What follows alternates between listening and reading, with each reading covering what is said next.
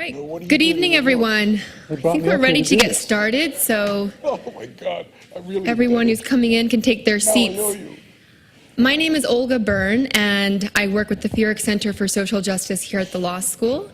And I would just like to introduce Dean John Feerick, former dean of the law school and the founder of the Feerick Center for Social Justice. Thank you.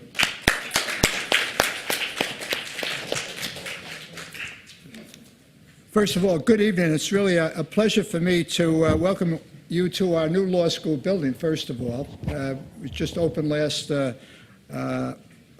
August, and it's really been incredible to have this kind of space. It enables us to do a lot more in terms of programs such as the one tonight.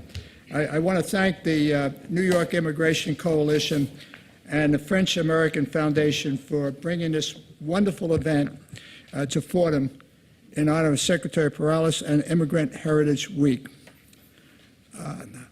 Just a personal note, my parents were immigrants and from Ireland, and the founder of Fordham University was Archbishop John Hughes. He was just a 19-year-old lecturer, or gardener really, came here from Ireland. He was an immigrant. And the Society of Jesus, the Jesuits, that began to really operate Fordham University came from France. And so that has been integral to the beginnings of Fordham University. And since our creation, this is a university in New York City that has been very committed to immigrant communities.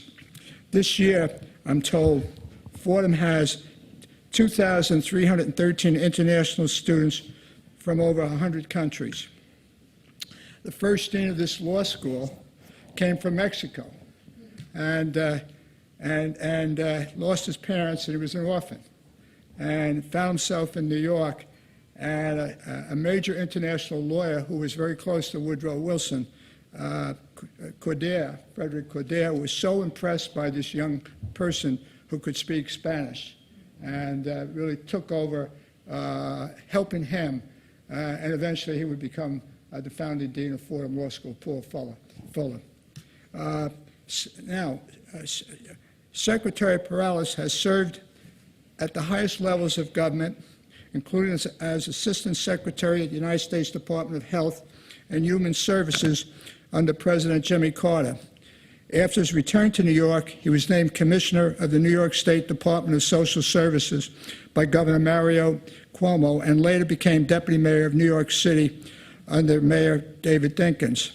He has had an equally distinguished career as a civil rights leader, and I think that's really the first time I became aware of his incredible dedication and energy, and also took note of the fact that he was a graduate of Fordham Law School as a leader, leading the Latino Justice, Puerto Rican Legal Defense and Education Fund, combating racial discrimination, protecting voting rights, and advancing workers' rights. As I mentioned, he graduated from this law school in 1965, and really it gives me, as quite an old member of the faculty now and a former dean, the greatest of pleasure that I can introduce him tonight here at his law school and my law school. And Cesar, we are delighted to have you here, and so grateful to all who have helped to make this event happen. And it now gives me great pleasure to turn the program over to the Executive Director of the New York Immigration Coalition, Steve Choi, who, when my center was founded and we established a lecture series, he was the first speaker in our lecture series. But I must say, at the time, he's a lot younger than he is right now. Steve?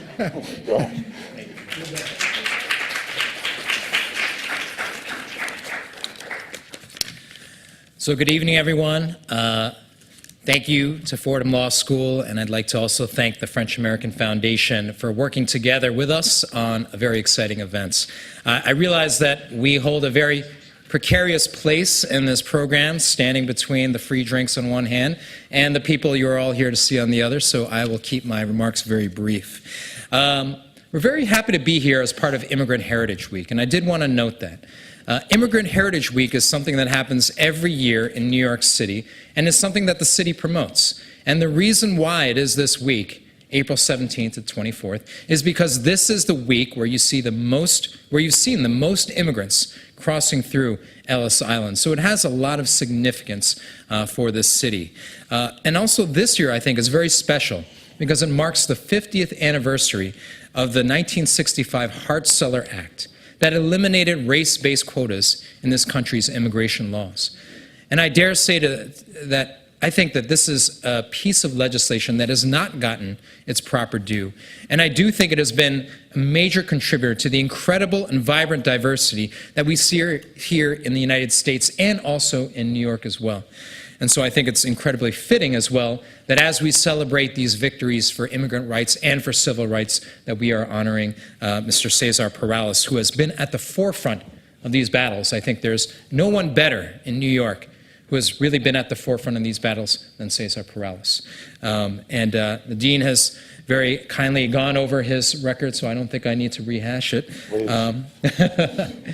I would simply note that one of the signature accomplishments of Cesar has been to create this Office of New Americans, which is the first of its kind, really, in the country. It is a network of 27 outposts in different areas of the state, providing critical immigration services, whether you're talking about ESL classes or citizenship.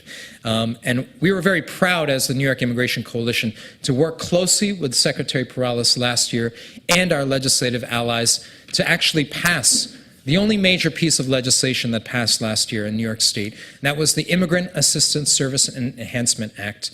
And that actually established the Office of New Americans as its own executive agency, got it its own budget line for the first time. And so that was an incredible experience working together with Secretary Perales. And he has indeed been serving the public since before I was even born. So what, the past 25 years, right? No. I also do have the incredible pleasure of introducing Jim Avila as well. He has come here all the way from D.C., and for those of you who have a TV, he probably needs a little introduction. He is a multiple Emmy and Murrow Award-winning journalist. He is the senior national correspondent at ABC News and also the White House correspondent for ABC News as well. Jim actually covers issues such as Hispanic America, politics, immigration reform, education, Cuba, and other issues vitally important to the Latino community, and I believe is receiving an award on Friday for his coverage on Cuba as well. So without further ado, I'd like to turn it over to Jim and to Cesar, and I'm very much looking forward to this conversation. Thank you.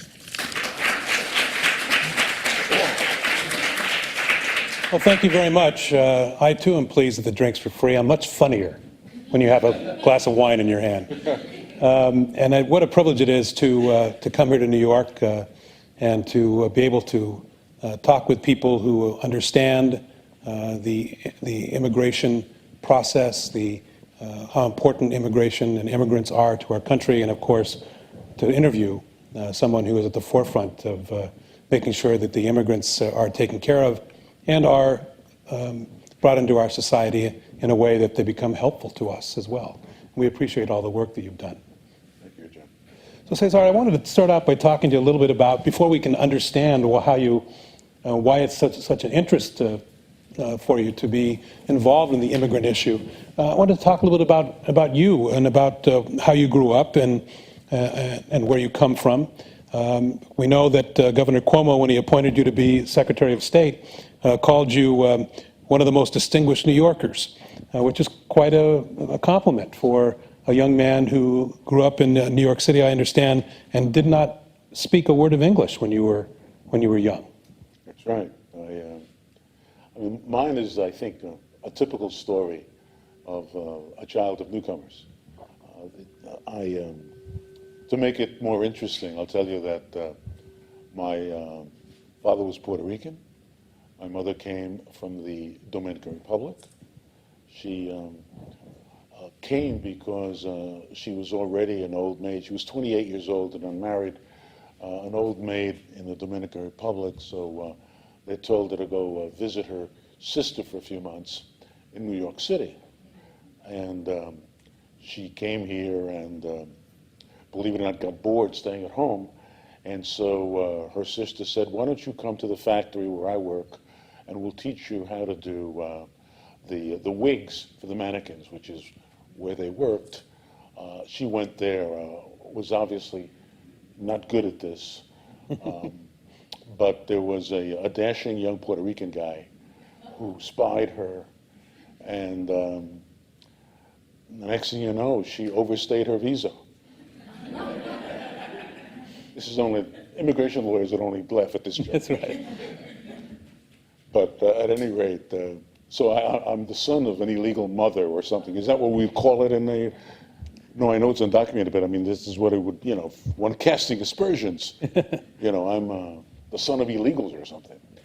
I think it's appropriate that I'm now Secretary of State, but the reality is that the fact that they were newcomers, the fact that their view of the world, their sense that you could be a success here if you worked hard, certainly affected the way I saw the world, and is probably the easiest explanation as to how I was able to succeed. That and a lot of luck, frankly. But I do think that immigrants get to see America as a place of opportunity. There is this reality of the American dream, and I think it is often an advantage to be born of immigrants. Did their coming from, as being newcomers in this country, how did it shape your view? How did it make you, how did it make you understand America a little differently, perhaps, than those who had been here for 200 years? Well, I think, as I indicated, I think I felt that much was expected. Let me put it that way. That there was an expectation that I succeed. There was an expectation that here I was in a place of opportunity.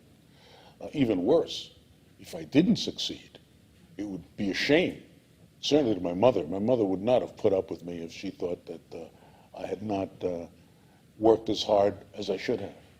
My father was much more easygoing, but my mom really had high expectations and aspirations, and I think you do see the world from the perspective when you come from a close-knit family who has beliefs in the country, in what you can do and what you should do.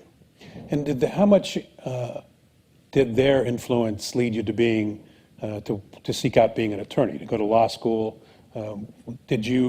Was that because it was a good profession, or was there some kind of public service you were looking forward to at that young age? Nothing that romantic. I do recall, and this I often tell people, that my father, who went on to start his own business, lost his business, went bankrupt, and always felt that had he had a good lawyer in bankruptcy, that some of our assets, the family assets, could have been maintained. And I mean, losing furniture in the house. I mean, we were broke. So, I mean, that never left me, that thought. But the reality is, and I tell this to young people when I tell them why I went to law school and why they should go to law school, is the reality is that I was in college and I was studying liberal arts, and I would go home and try to explain to my parents that I was studying liberal arts, and my mother would say, but you can't even draw. You know, I don't even think they understood what I was doing. And I just got tired of it at one point. I think by the time I was in my second or third year of college, I said, well, you know, I'm thinking of being a lawyer. Well, within a matter of minutes, everybody in the neighborhood knew that I was going to go to law school. So I really had no choice. So they were certainly proud of that. They were certainly proud of that. And it was, I almost fell into being a lawyer at that time. When I first told my parents that I was going to be studying liberal arts, they said something similar. They said, "Oh, so you're studying to be unemployed." So, which is, probably true. So you become a lawyer after going to this fine institution, and but you don't decide to be a corporate lawyer or even, I guess, a bankruptcy lawyer, but you decide to be a public service lawyer and to start some organizations that are quite important. Well, I, like so many of us, I'm influenced by what was going on, and these young people in the room won't remember that, but there was a time in which you would turn on the TV news and you would see dogs attacking demonstrators. You understood that there were some horrible things happening in this country. And then you learned that the Supreme Court of the United States has just said that is all illegal, that lawyers had that power. And how could I help but not think about that as somebody studying law?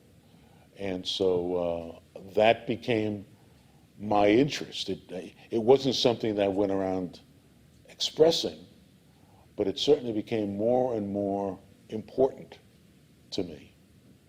And when I got a job, when I got out of law school, I was working for a private attorney who incidentally was an immigration lawyer.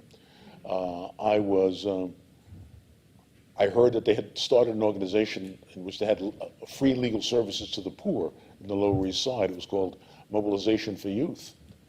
And I went and applied. They didn't seem interested, so I went back and applied.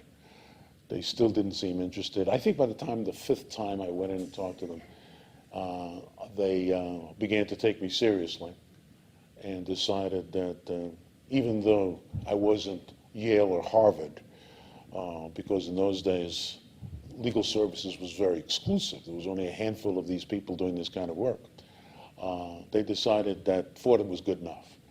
And so that was my first job. I was a neighborhood legal services lawyer on the Lower East Side of New York, representing poor people, but at the same time thinking that this was an opportunity to make social change. And so that's why I was so excited about the job and got very engaged. Tell us a little bit about Brooklyn Legal Services as well. Well, what happened is that since this was an experimental program that I was working in, when the federal government decided to start other neighborhood legal services offices, I was one of the few people in New York who knew what that was about, even though I was all of 27 years old. So I applied to run one of these offices. And the board of directors apparently was persuaded. I was told I had the gift of gab or something. And I was able to persuade them that they should take a chance on a 27-year-old kid to start a neighborhood legal services office. And I did that. And I think it was one of the best neighborhood legal services offices in New York City. I was then asked to serve on some national board of leaders of legal services. And I got very much involved in the idea of legal services and how you could use the law representing poor people and to bring about change. And if you would, one of the interesting parts in the city's history and also in your history, your personal history, is your association with the Young Lords. Tell us about who the Young Lords are, what you did for them, and how that formulate you as a person as well and as a lawyer. Well, they no longer exist, but there was a time in which there was great activism, and the Black Panthers were regularly in the newspapers. They were a militant African-American group that had chapters throughout the country, and the Puerto Ricans wanted to start their own, and they started the Young Lords organization in Chicago. It became the Young Lords Party in New York City. And one of the first things they did was to take over a church in East Harlem. It was as I recall, the first Spanish Methodist church.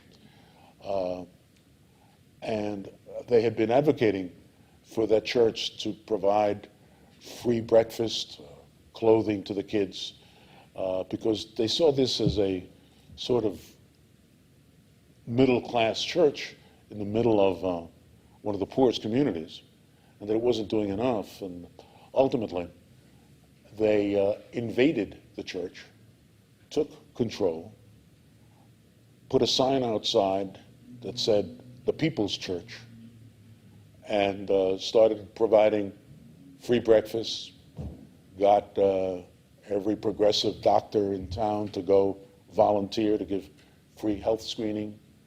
They started collecting the garbage in the street because it was rarely collected in the neighborhood. And it became a cause célèbre. It was on the newspapers every day for the 11 days that they had control of the church. I knew trouble was coming. There was only a matter of time before the police arrived and took action. So I figured they needed a lawyer. And I went up and volunteered. And they, at first, didn't like me very much. I wore a suit. I didn't look as militant. I wouldn't wear the beret that they all wore berets. I was wearing my suit. This is what I've been taught at Fordham, to wear. Lawyers wear suits. And so I wore a suit, and they said, "Well, you sit there, and we want you to be a witness of the police come." Ultimately, what happened was that I had to negotiate with what was then the sheriff of New York for a takeover that would not be violent. And after much negotiation, there's even a picture of me in the New York Times standing in front of the door of the People's Church. On the 12th morning at around 4 a.m., I managed to get a half dozen neighborhood legal services lawyers to go with me to be at the church. We lectured the lords to what not to do. We collected everything that looked like a weapon inside the church, put it in a pile, put tape around it, and we all of us took strategic positions. And the police came at the appointed hour and said, "Open up." And I explained, my clients do not want me to open the door. You're going to have to break in, but they will not resist. And I'll never forget the sound of this giant battering ram that these police were banging up against the door. And I have the young lord, one of the young lords comes up and gives me a handkerchief. He says, "You put this over your nose and you go down because the gas is going to rise." At which point I said, "Wait a minute. I don't know that this was part of the deal." But at any rate, it took them about 10 minutes, but they rammed open the door, didn't have to use tear gas, and it was like in the movies. These cops marched in line. They knew what they were very well trained. They marched right by me, basically brushed me aside, because I think I had an armband that said legal observer or something. And they went to the back, and the young Puerto Rican kids started singing. In Puerto Rico, this song about what a beautiful flag. And it was Que bonita bandera.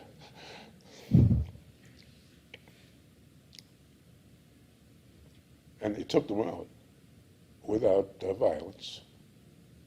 103 of them. Clearly that has left a mark on you. How did that help you grow, and what are your thoughts about that moment? It's interesting that I think it affected me in that this may sound strange, I had greater belief in the law. I said, if you use the law, you can accomplish something, and it'll work. Had it not been for my being a good lawyer and negotiating a deal that allowed the police to do what they had to do, which was take control of the church.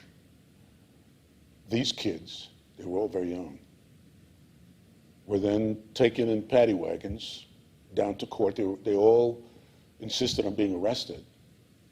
They weren't dragged out, they walked out, but they were all put into paddy wagons, and then afterwards I rushed down and negotiated that they be released on their own recognizance. Violence was avoided.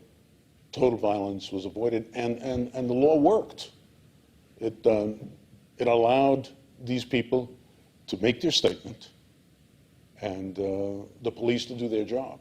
What was more difficult, convincing the young lords to put their guns down and let them be tied up? I don't know if the Black Panthers would have gone for that, or convincing the police not to use tear gas or not to harm anybody.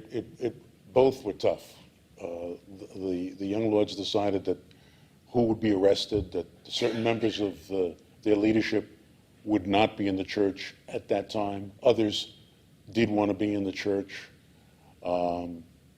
They were very sure that the very young people were not arrested. So they were reluctant at first, but then they understood that they had to give up the church. And I basically was very threatening to the police. I said, well, if you want to come in and create violence, you're going to see a riot on your hands. East Harlem will go up in flames. And it did not. I was just going to say it was a real success, I think, for everybody involved. Sounds like it. And how did that motivate you to continue to serve the public and then actually moving over to the governmental side? How long a period was it before you decided to actually work in the government? Well, I think what happens is that you get frustrated, at least I did, with representing individuals and feeling that you're not making real change, that nothing is changing. And so I was persuaded by some people that there was a program that the federal government had created called the Model Cities Program that was going to make substantial change. It was going to invest millions of dollars into poor communities. And the person who was assigned, who was given the role of administrator, was a judge before whom I had appeared and who I maintained a relationship with, and he asked me if I would go and be his counsel. And so that was my first foray into government. I was counsel to the Model Cities Program, which is a small, relatively small agency that was giving contracts into poor communities. The problem with that was that being a bureaucrat was tough. I mean, I love government, but when you're the guy at the bottom who's being told what to do, it can be frustrating. So, I was doing contracts and things of that nature. And so I began to think about creating an organization that would, in fact, be able to make real change, have a real impact. And I ran into a couple of other people who were also working in model cities who agreed with me, and we started planning the creation of the Puerto Rican Legal Defense and Education Fund. One of them was very well connected, a young guy who had been editor of the Yale Law Review, and he knew a lot of people in the foundation world. And we went out on our own, writing beautiful proposals, and we raised enough money to actually start a tiny legal defense fund. I think we had 4 lawyers at the time. And you've gone back and forth several times between the public sector and the private sector. But in the private sector, most often, as I don't know if I want to call it charity, or but in a nonprofit sort of way. What have you found as far as what's more effective? What is more fulfilling for you, and at the same time effective for the people? I've been very lucky. I think both situations have been very rewarding. As a civil rights lawyer, got an opportunity to bring some important lawsuits. You can't get a bigger kick than that when you hear that you won an important case. At the same time, you know, I've had an opportunity to influence government, to do things. And Steve Choi, in his introduction, said one of the things he'd done is created the Office for New Americans. Well, I was in a position to be able to say to the governor, this is something New York State ought to do. We ought to have an office like this that will ensure the integration of immigrants. So in both positions, you can use them to really affect change, and that was always what motivated me. And when you were with the Puerto Rican Legal Defense and Education Fund, or one of the originators, one of the big battles was for bilingual education. Can you tell us a little bit about that? And was there a lot of resistance to that? Oh, absolutely. And a lot of people just think of it as a fight for bilingual education, but that's not really what it was about.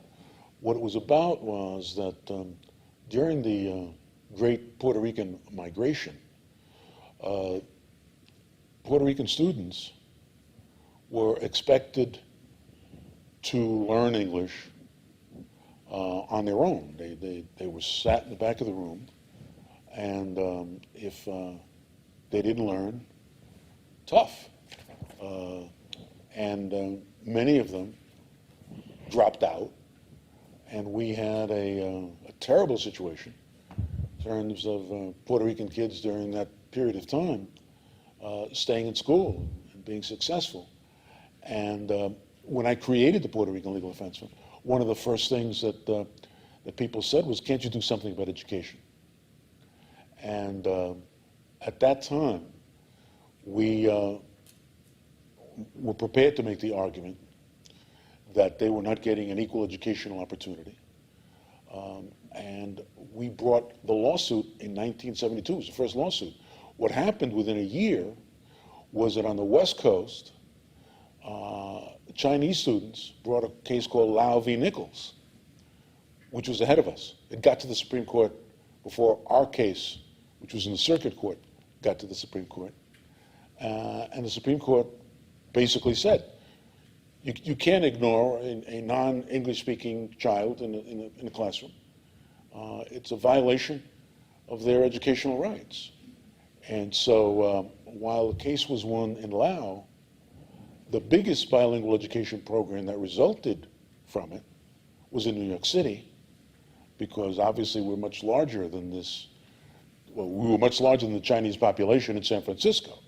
So we became the model for the rest of the country in terms of how you address the needs of non-English speaking students. And bilingual education was one way. Immersion was another. There were dual language programs developed. There were a number of ways, but the point is that kids had a right to say, I don't speak English, put me in a program that will allow me to learn. We kind of take that for granted now, but back then, as you said, there were no programs like that. And absolutely, and people would say, well, listen, my grandfather came from Poland, and he didn't get any special education. The answer was that that guy could go out and, if he had a strong back, he could support his family. But times were changing, and an education was then essential. And it was important then that these kids get an education, but it's also important for the society. You want these people to be able to contribute, and I think that's something that that thought did not exist at that time, which was around 1972, 1973. That was a foreign idea. The idea was you learn on your own, you do it, the government doesn't owe you a thing. you also battled the Board of Elections. Tell us a little bit about that. What was the wrong that had to be righted there? Well, the first one had to do with Again, this was the Puerto Rican Legal Defense Fund. Puerto Ricans were American citizens. They were born and went to school in Puerto Rico under the American flag. They came here and they were given a literacy test. And if they couldn't pass the test in English, they lost their right to vote. American citizens. American citizens. They couldn't speak English, so they lost their right to vote. So anyway, as a part of the, and this was of course celebrated nationally, so when the Civil Rights Act, the Voting Rights Act was passed, there was a section, 4E, I think,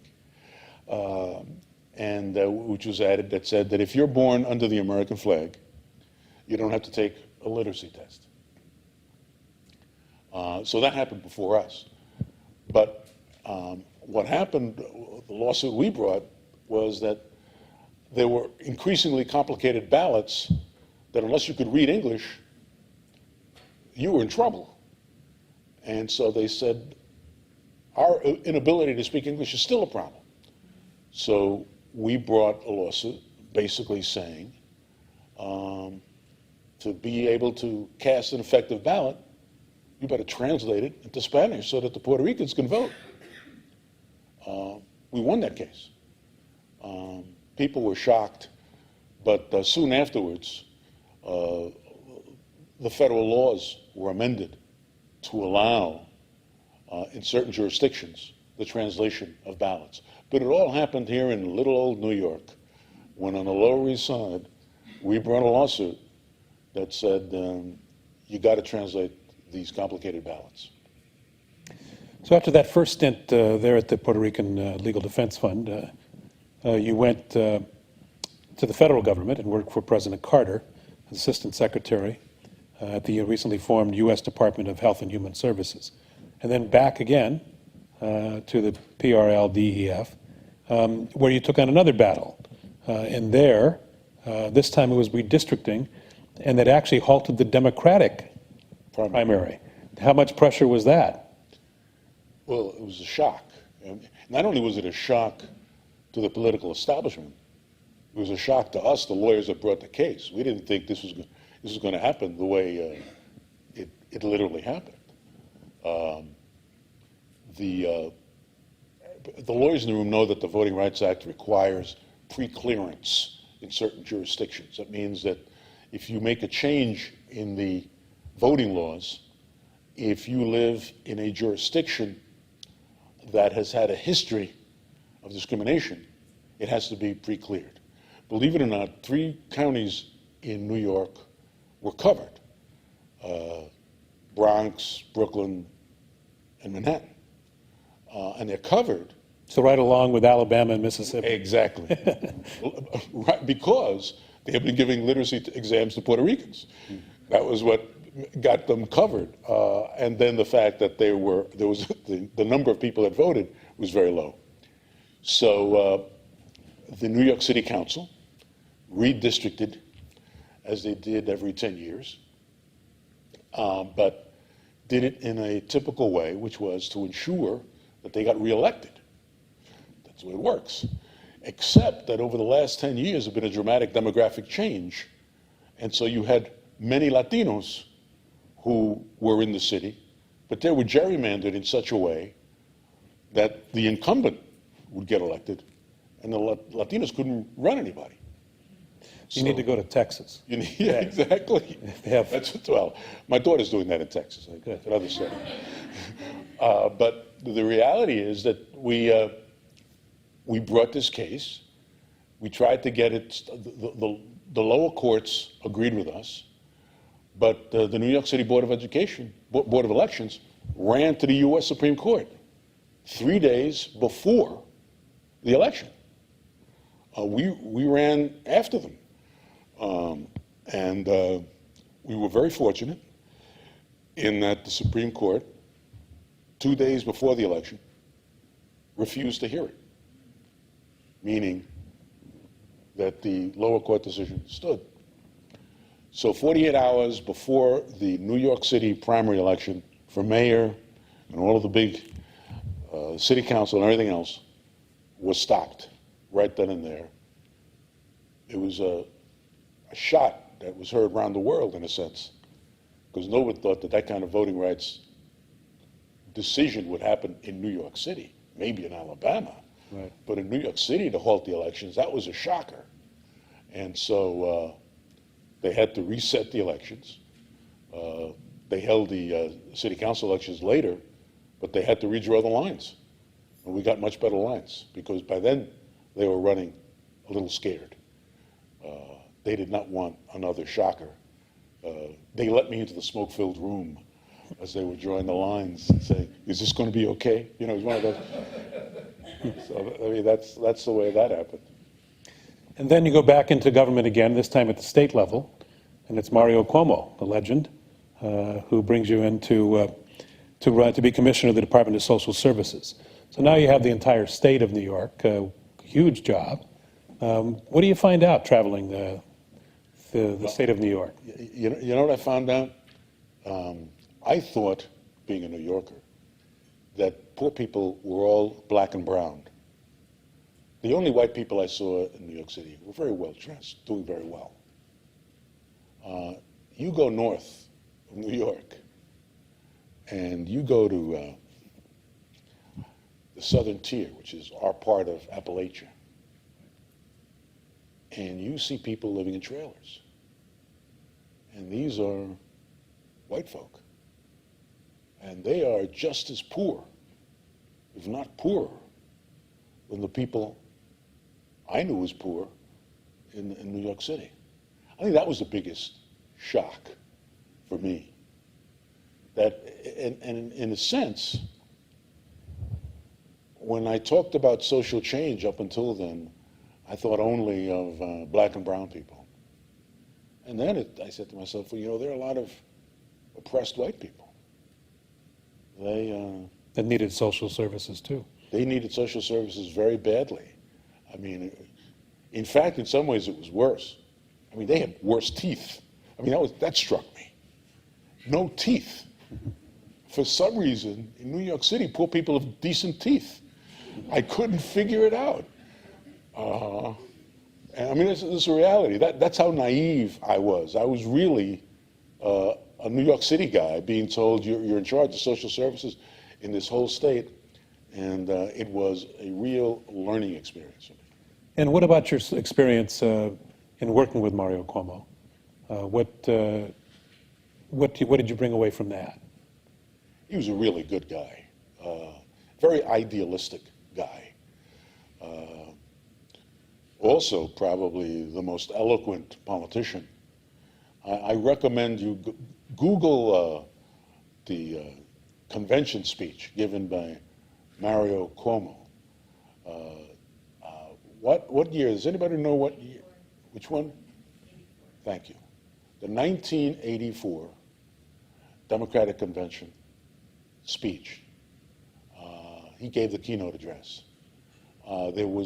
I'm a crybaby, but I wasn't the only one crying in the place when we heard Mario give that speech. It talked about the values of the Democratic Party. It talked about how we would not leave anybody behind.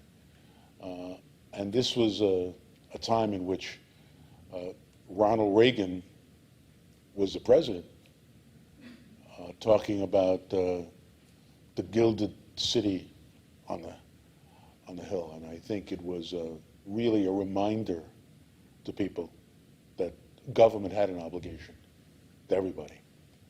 And so I look back on those years as great years with Mario Cuomo. Did you meet your future boss back then? Did you meet Andrew Cuomo?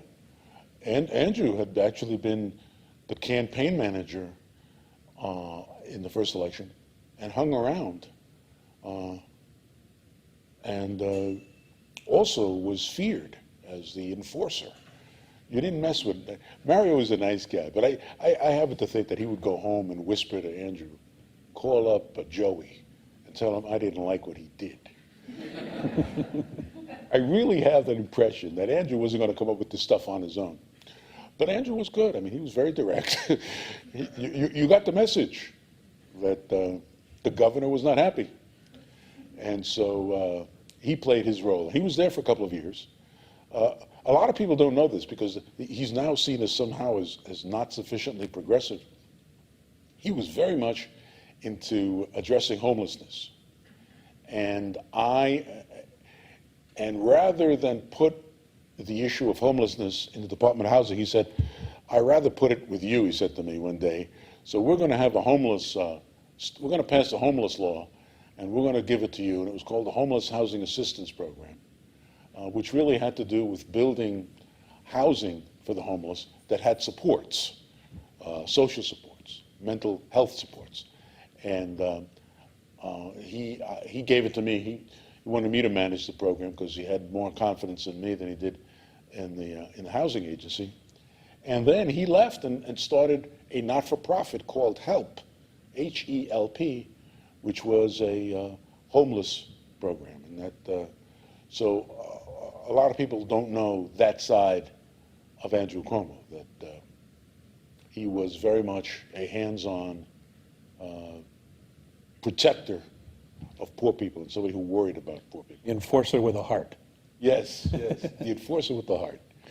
So then you moved back to New York City and worked with Mayor David Dinkins. Tell us a little bit about him. You're A wonderful man. I was with him yesterday. He gives a class. He's a professor at SIPA, the public administration school at Columbia. And every year, I'm a guest lecturer. I mean, he knows so many people. He doesn't do anything.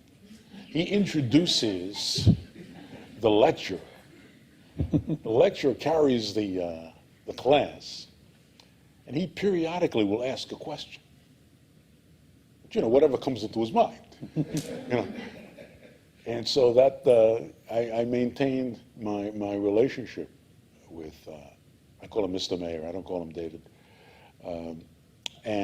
But he was a very, very good mayor who I think history will treat him much better than he has been treated so far. He was a mayor during the most difficult period in New York history. The crack epidemic was destroying families. Homelessness was rampant because of drug abuse. Even child abuse was out of control because of drug abuse. And I was deputy mayor for Health and Human Services. I mean, I would get calls at 3 a.m. saying, we've got a dead kid. And the parents, or the mother usually, was already in one of our programs. And apparently something went wrong and the child was killed. And the mayor is going to get killed at his 10 o'clock press conference.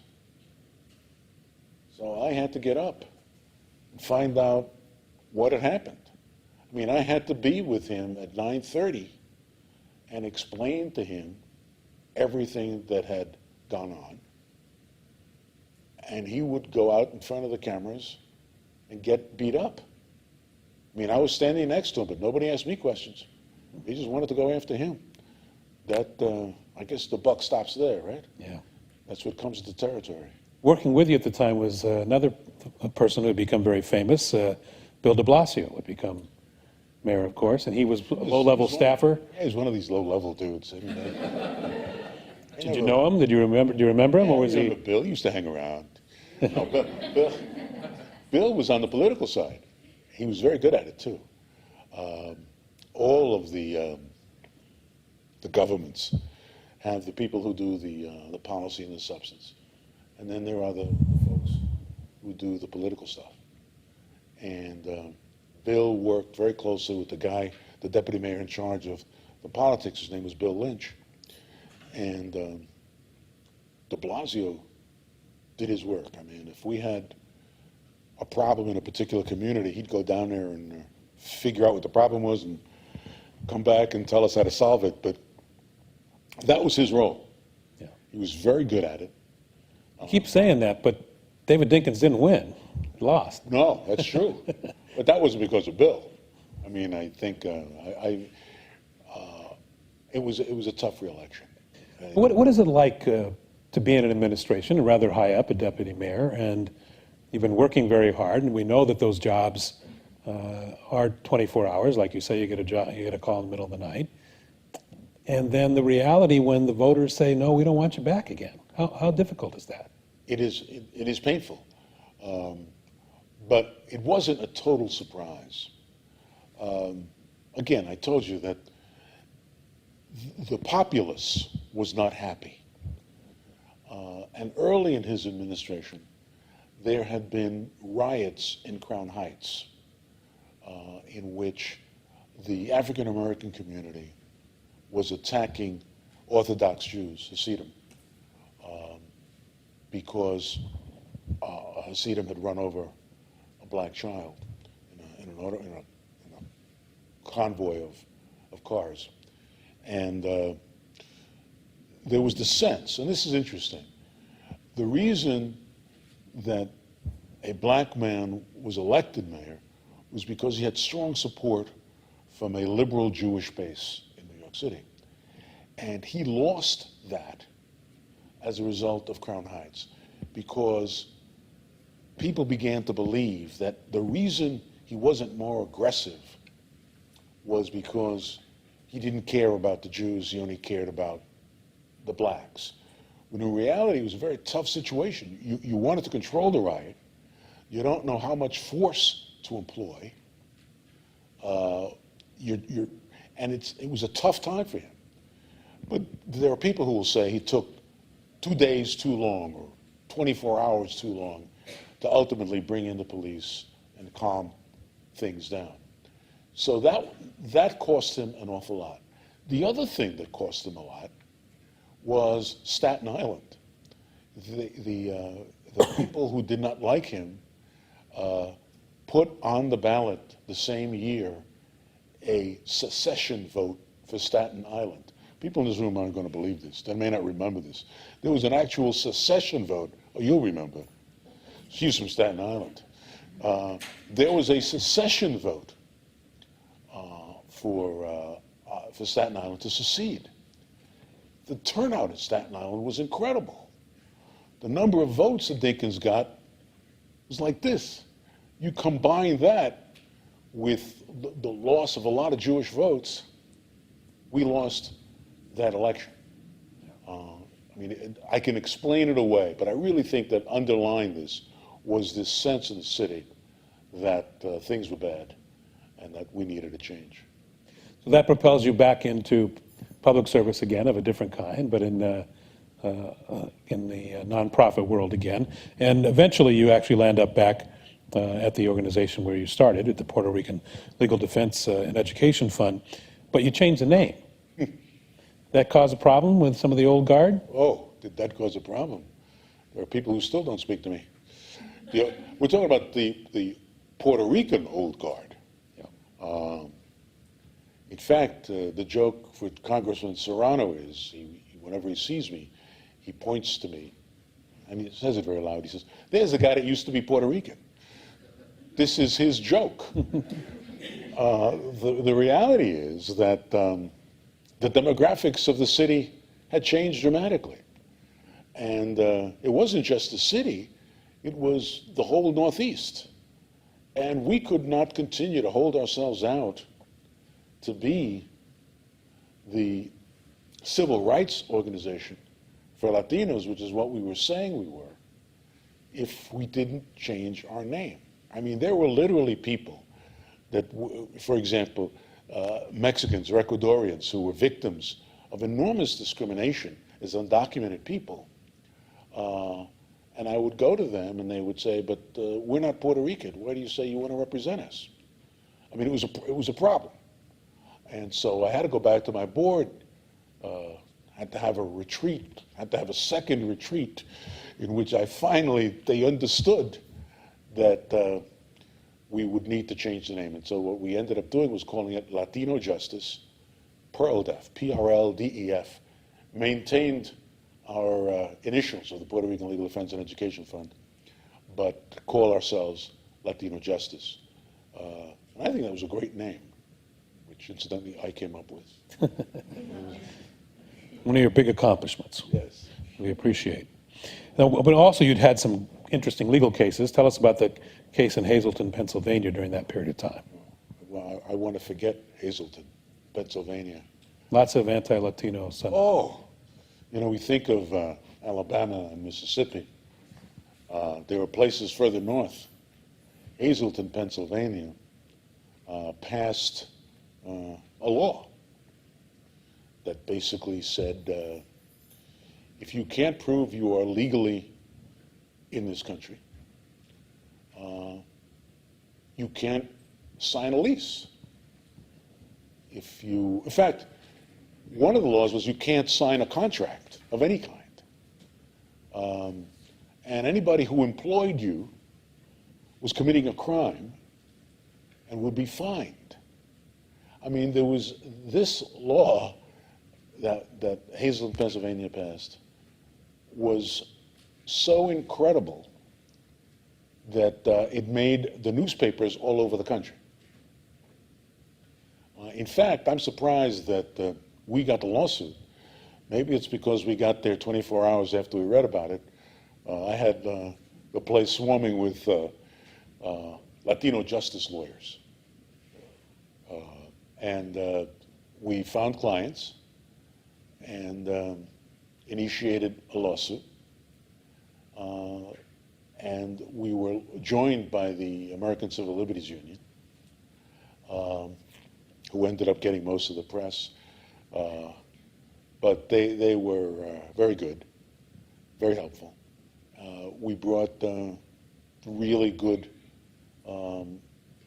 arguments, and we ultimately won the case in Hazleton, Pennsylvania. But I think it put Latino justice sort of in the forefront of much of the litigation that was going on regarding immigrants. And it was important that the world know that the old Puerto Rican Legal Defense Fund was going to represent immigrants and was going to represent them well. And I think it has been very, very important for the organization. And now you're back in government again, and Secretary of State. What is the issue that is exciting you now that you really want to have an impact on in this round? Well, it goes back, I think, a little bit to the fact that I told you how shocked I was when I found out that there were poor people outside of New York City. If anything, things have gotten worse. You know, people think about the Rust Belt as being in, I don't know, Detroit or St. Louis, but the northern part of New York, you know, you think about places like Buffalo and Rochester, even Syracuse. I mean, that's the Rust Belt. The major employers have left. And I'm fortunate that the governor has allowed me to play a role in economic development. He's got a system of regional economic development councils. He's divided the state up into 10 councils, and each one of them competes for a really large amount of money that if they come in with plans that make a difference in terms of the economy. And he's got a team of judges, and I chair the judges. So I am chairman of the assessment team, the state's assessment team, that goes out and visits the regions, reviews the plans, and says this is going to make a big difference. So that it's exciting when you go back and for example, go to Rochester and see where Kodak used to be, and you see a lot of vacant, giant factory buildings. And then you meet some guy that's going to go in there and take one of these buildings, and he's going to do some high-tech thing that I can't understand, but he convinces me that this is going to produce a lot of jobs. So that suddenly I now have a new interest in economic development, and I am so pleased that the governor has the confidence in me to say, you should do that. You should come back and tell me what you think is going to work and what's not going to work, and help me make decisions as to where we spend our money. I have a couple more questions on the future here a little bit, but I want you folks to know that we're going to open it up for a couple of questions here at the end. So you should start thinking about that. If you have a question, then we'll call on you in a moment. But I do want to ask you a couple of questions now that, since I have the privilege of having you here, as someone who's been working for Hispanics in the civil rights areas for so many years. There are some pretty big issues now. And let me ask you first about the police violence we're seeing today. Seems like it may be more, it may be just the fact that we all have telephone cameras, I don't know. But it's shocking to many Americans what's going on, not only with African Americans, but I'm looking at a case now in Grapevine, Texas, where a young immigrant was sitting in a parked car when there was a call for a burglary. It turned out to be a false alarm, but the police officer saw a young Hispanic sitting there, pulled him out. The guy had no criminal record and no weapons, had his hands up, but took a step toward the police officer and he filled him with bullets. And unfortunately, we're seeing a lot of these issues. You mentioned before when you were talking about the young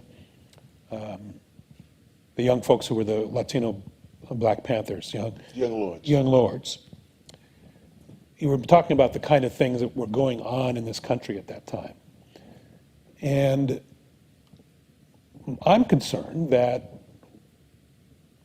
same kind of, we could be on the brink of that same kind of atmosphere, perhaps sparked by what's going on between police and the community. What do you think about what's going on?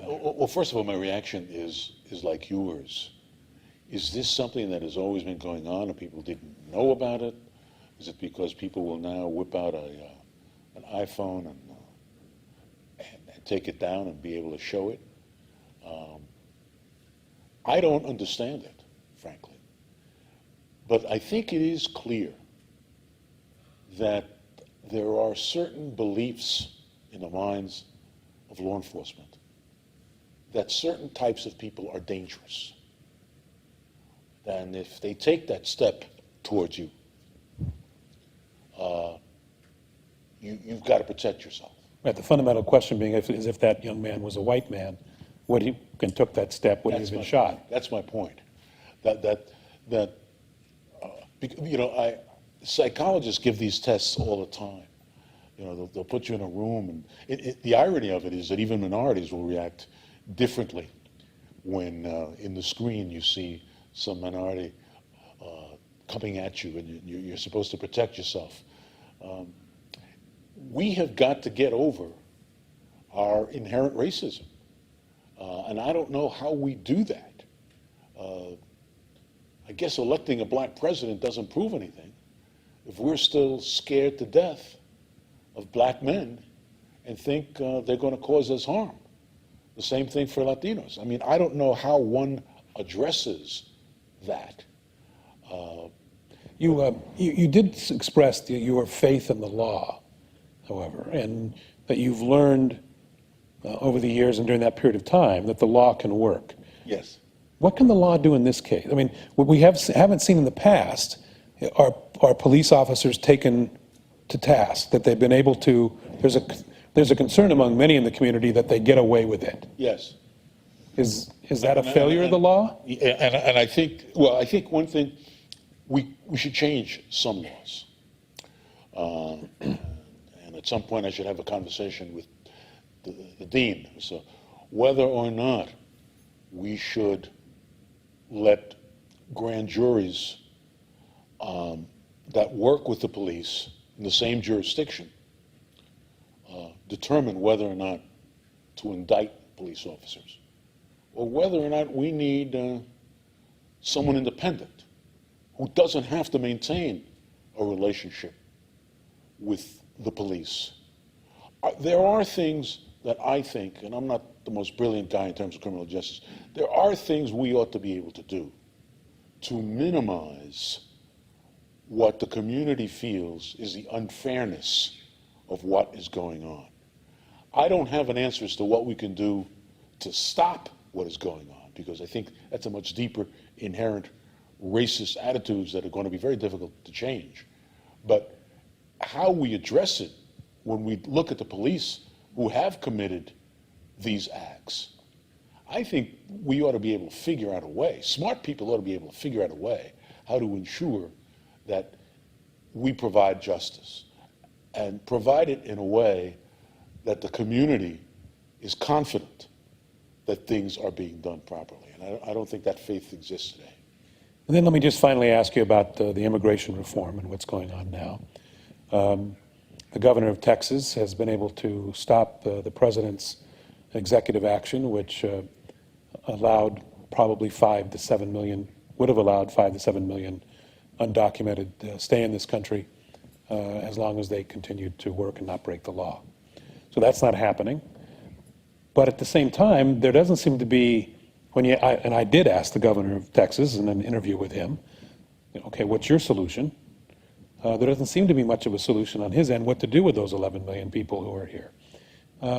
So what can organizations like the ones that you've been involved in, the ones that these folks here are involved in, do now to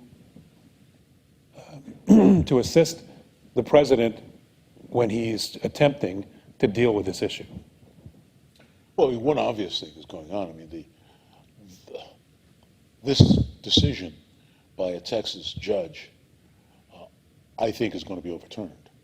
So I think one of the things that's happening is that I think lawyers are going to have to go in there and use their lawyer skills to...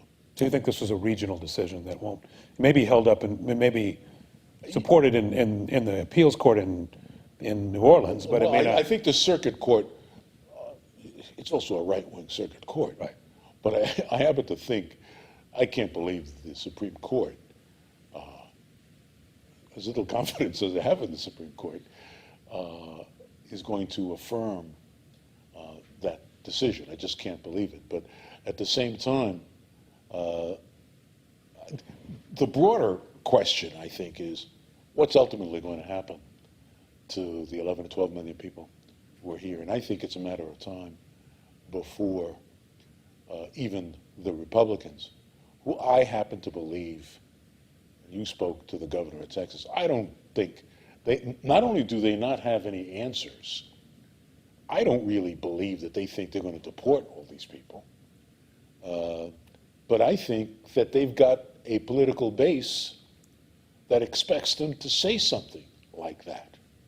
And they're all, I think every Republican, as far as I know, is running for president. Isn't every Republican? I think every Republican in the world is running for president of the United States. So they're all saying the same thing. They're all going to appeal to the base, and their base is anti-immigrant, feels very threatened. And so I think that they're going to continue to say that. But I can't believe that these people are so stupid that they really believe what they're saying. All right, let's turn it over to you. And we have a couple questions before we have to get going. Yes, ma'am. I think I can speak now.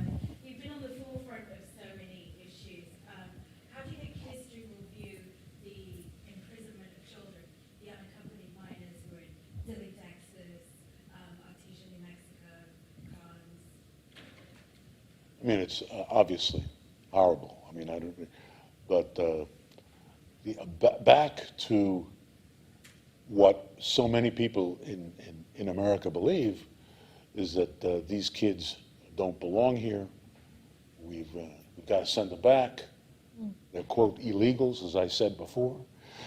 That's their belief. That's their belief system. So history depends on who writes the history books, I'll tell you that much.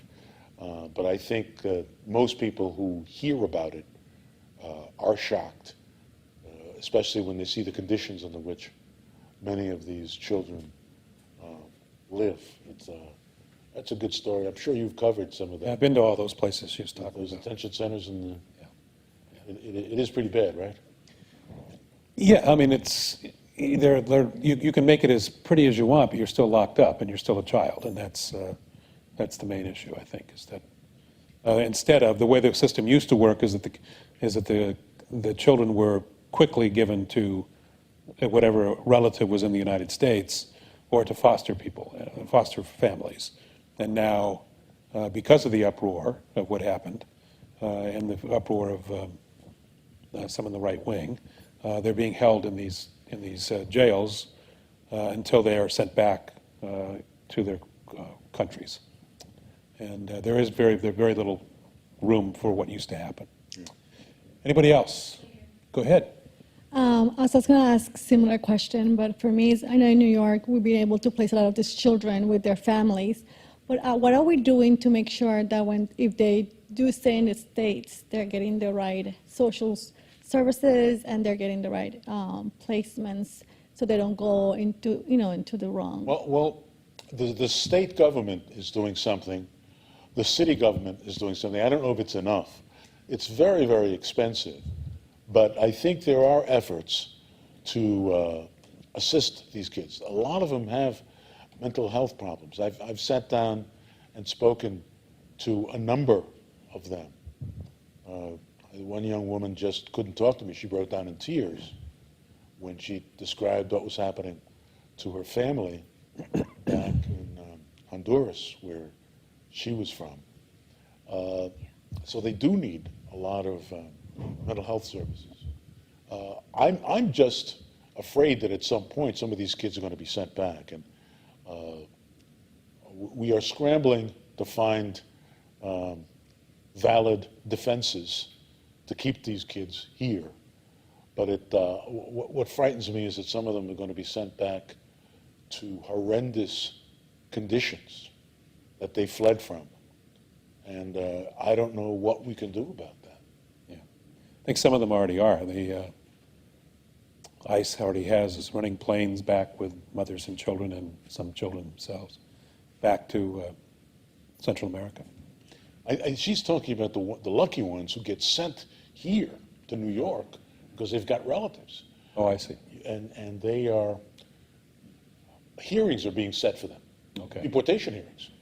Yeah. And the effort, obviously, is to come up with some legal defense for these kids. Anybody else? Yes. Yes. Probably the last one. Secretary Perales, thank you so much for sharing your story, and in particular, your role with the Young Lords. For many of us, Young Lords are a great inspiration in the work that we do. I'm with the New York Immigration Coalition. And recently, I supported a group of dreamers who went on hunger strike because the DREAM Act had been taken out of the budget. And I see their passion in their work similar to the Young Lords. My question is, how do we get done something like the DREAM Act in New York State? What's the message you suggest we should bring to the rest of the state so we can get it done? I'll tell you, I'm not optimistic. As much compassion as I have for the poverty in which many of the people upstate live in, they are, how can I put it? They're a depressed bunch. They don't want to hear about immigrants. We literally do not have the votes in the New York State Senate. The only possibility, I think, is that during the next presidential election, in 2 years, enough people, Democrats only come out to vote during presidential years. That's the problem. And if there is a tremendous turnout during the presidential year, we may get some of these state senators to not get reelected. But right now, the votes are not there in the state Senate. Many of these state senators ran for election on a platform that said, I'm going to stop the DREAM Act. And they got elected.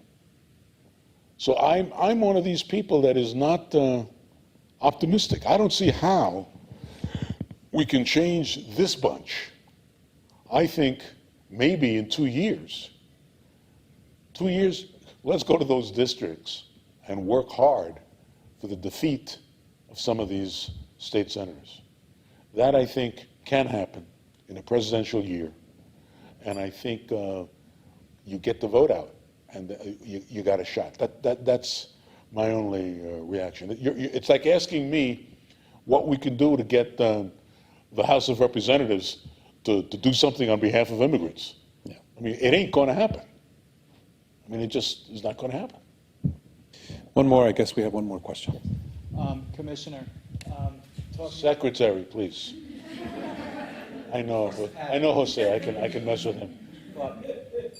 Secretary, you were talking about what could possibly be done to address the some criminal justice issues, policing issues, and you mentioned earlier, again, the continued or reporting on the shooting of young African American Latino males. One of the issues that has come up as a resolution, say in the stop and frisk litigation that's ongoing, is the mandated use of body cams. I mean, do you think that would that help perhaps deter some of the police violence that continues to this day? I hope so. I believe in the use of body cameras. But if you really believe that these guys, the cops, are scared to death because someone is coming at them, I'm not so sure it's going to deter all of this stuff. I mean, what we're going to do is we're going to have a film, we're going to have a video of what went on, and it'll enable us to punish the wrongdoers. But if you really believe, as I do, that these police are acting out of fear, I don't know how much of it is going to stop. What do you think? Body cameras. I think body cameras are a good idea. I think that that cameras inside interrogation rooms have stopped beatings. They've stopped false confessions in a lot of places where they've been used. And I think body cams would stop. I think you're right that it's fear and racism that is ingrained in people, and you're not going to stop all cases. But I think fear of prosecution is also quite strong. And if now, I mean, the problem, what we've been talking about is, did this happen before and we just didn't know about it? The answer is probably yes. It did happen all the time. We didn't know about it. Now we're beginning to know about it. And because we know about it, maybe they won't get away with it so much anymore. And if you don't get away with it, I don't know about you, but when my mom caught me, I didn't do it again. And hopefully some strong prosecution will change things. So, I think body cams are dash cams, body cams, because every one of these guys who are now charged would not have been charged in the past. That's true. Because they're not believed. When you put up a police officer versus an undocumented migrant, who are you going to believe? Who is the establishment going to believe? So, the great equalizer is your cell phone. Keep on taking those pictures and keep sending them to us. Well, thank you very much. It was a very nice audience. Let me thank you. Sure. Let me thank Fordham Law School for this event. It's been fun. And also, if I may, the American Immigration Lawyers Association for the great cocktail hour. That's true. And Mr. Avila, thank you so much for coming from DC and leading this conversation. And Mr. Secretary, it's always a pleasure, and looking forward to page 18 of your resume and the conversation on that 10 years from now. Thank you all very much for coming tonight.